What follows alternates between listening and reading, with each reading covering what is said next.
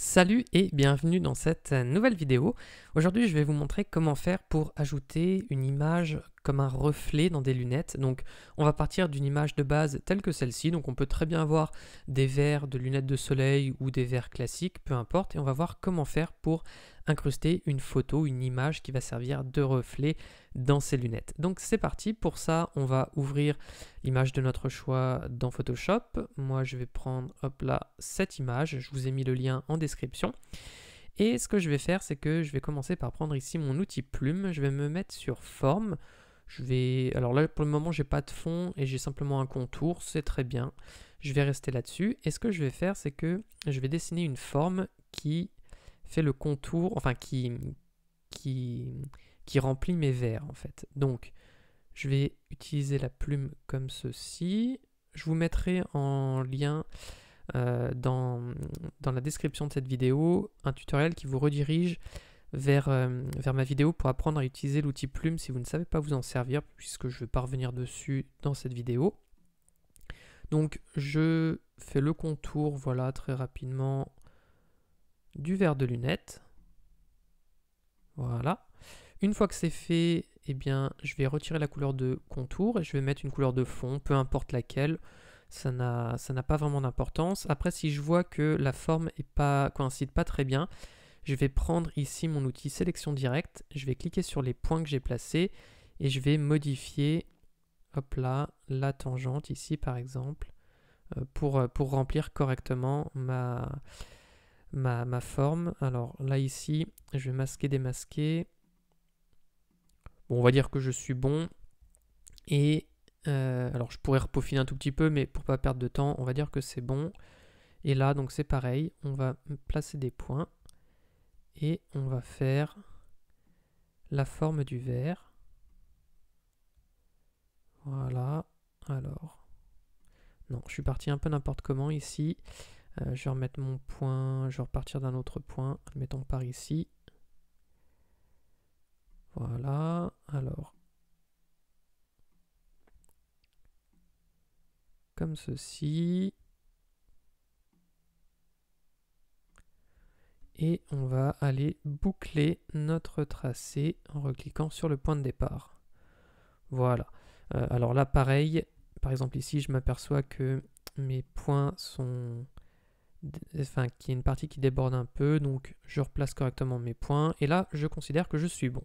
Donc ces deux formes, je vais maintenir Shift enfoncé pour les sélectionner, et je vais les placer dans un groupe en cliquant ici sur ma vignette de groupe, et je vais appeler ça lunette, par exemple. Et ensuite, je vais venir faire glisser la photo qui va me servir de fond. Donc, en l'occurrence, ici, j'ai choisi cette image.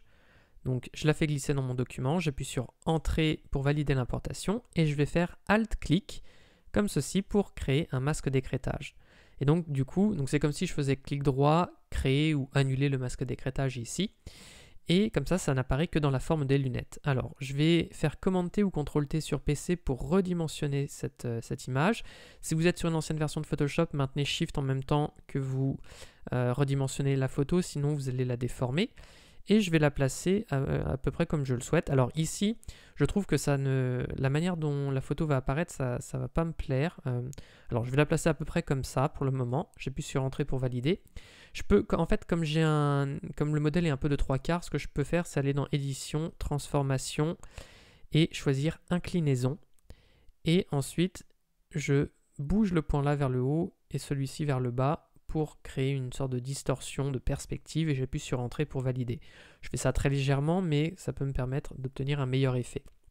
Ici, je vais m'arranger pour que le building dans cette partie-là, il soit comme ceci, mais ici, j'aimerais qu'il soit un peu plus bas.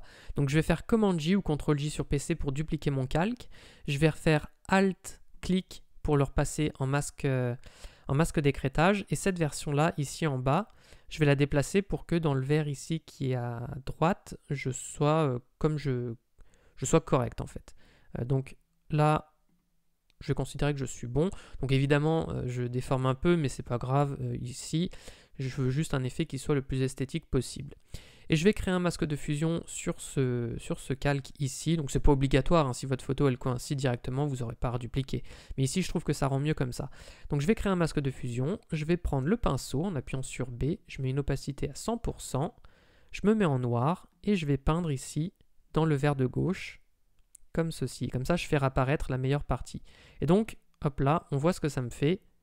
Ça me fait quelque chose comme ça et donc je garde la meilleure partie pour chaque vert en fait. Comme ça j'ai bien les buildings et une partie du ciel qui apparaît dans chaque vert. Je trouve ça plus esthétique. Ensuite je vais pouvoir procéder à différentes transformations. Alors ce que je peux faire par exemple c'est créer un calque de courbe, faire Alt-clic et puis déplacer le curseur ici vers le bas, celui-ci vers le haut, et comme ça j'augmente un petit peu le contraste. Je pourrais me mettre, alors je vais me remettre en dessous, créer un calque de teinte saturation. Alors je ne l'ai pas dit, mais le panneau réglage que j'ai ici, pour l'afficher, vous allez dans Fenêtre et vous cliquez sur Réglage ici et vous aurez le panneau qui s'ouvre. Donc je peux créer un calque de teinte saturation. Ce que je vais faire, c'est que je vais cliquer sur la case Coloriser et je vais modifier la couleur principale. Donc comme ça me donne un côté plus lunettes de soleil, entre guillemets. Je diminue un peu la saturation, la luminosité également. Comme ça me donne un côté un peu plus rouge, un peu plus, voilà, qui me plaît bien, ici, dans le reflet. Voilà, quelque chose un petit peu de marron, marron-rouge, entre guillemets. Je trouve que ça passe bien ici. Je vais créer également un calque, ici, qui sera vide, que je vais appeler, par exemple, ombre. Et en fait, ça va me servir à assombrir certaines parties. Je vais prendre le pinceau, B. Là, je vais prendre un brush arrondi flou. Je vais me mettre avec une opacité, par exemple, aux alentours de 20%. Je vais me mettre en noir. Je vais agrandir mon brush. Donc pour ça, je fais Alt plus CTRL. Donc CTRL plus Alt, sinon. Donc CTRL, Alt, clic de la souris gauche. Et on déplace le curseur vers la gauche ou la droite. Et je vais peindre en noir sur les bords. Alors je prends un grand brush volontairement pour avoir quelque chose le plus doux possible et le plus diffus. Voilà.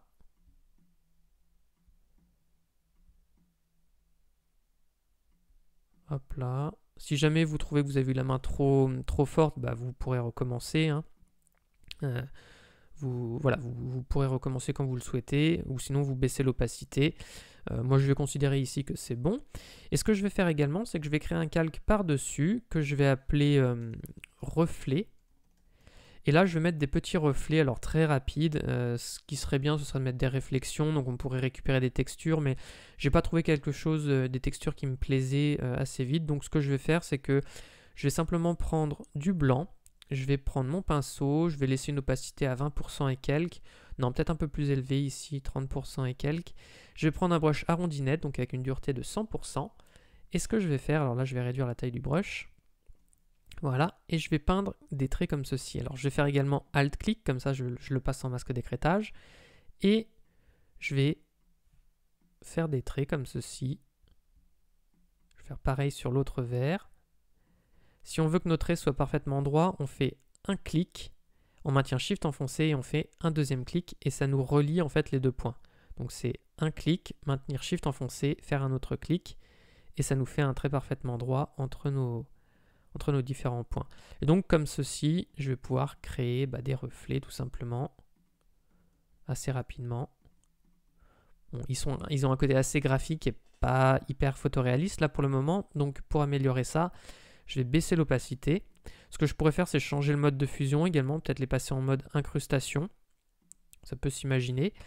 Et je vais aller dans Filtre, Flou gaussien, et je vais les flouter un petit peu. Donc après, à nous de trouver la valeur qui nous plaît le mieux. Voilà, quelque chose comme ça. Alors là, par exemple, je vais prendre la gomme. Je vais prendre un brush arrondi flou. Et je trouve par exemple que là, j'ai un pic pas très esthétique, je trouve. Donc je le gomme ici. Et je me retrouve avec des reflets comme ceci. Alors si je veux en rajouter après, je peux toujours reprendre un brush et puis en remettre un. Sinon, là, cette fois-ci, si j'en rajoute, autant prendre un brush arrondi flou peut-être et faire quelque chose comme ceci. Voilà. On va considérer que là on est bon, et puis on peut éventuellement baisser l'opacité si on veut. Alors après, il n'y a rien d'obligatoire, moi je le passe en mode incrustation, mais on pourrait essayer de le passer en mode normal, et puis simplement de baisser l'opacité. Ça dépend du rendu qu'on recherche, il y a toutes sortes de rendus qui sont possibles, donc moi ici je vais me mettre en incrustation parce que je trouve que ça passe bien. Et ce qu'on pourrait faire aussi, bon, là, on pourrait se contenter de ce type de résultat, mais après, tout dépend de ce qu'on recherche. Ce qui serait imaginable également, par exemple, ici, comme j'ai pas des verres solaires, en fait, si je démasque mon calque, mon groupe lunettes, on voit que je retrouve mon image d'origine. Je pourrais tout à fait baisser l'opacité de ce calque-là. Et donc du coup ça se fondrait un petit peu avec les yeux que j'ai derrière. Donc ça marche parce que j'ai pas des verres solaires et que j'ai des verres classiques. Si vous le faites sur des lunettes de soleil, ça rendra pas forcément la même chose. Donc à voir selon la photo que vous utilisez tout simplement. Mais ici je trouve que si je rebaisse un petit peu l'opacité, ça peut faire pas mal parce qu'on voit du coup un petit peu de transparence derrière.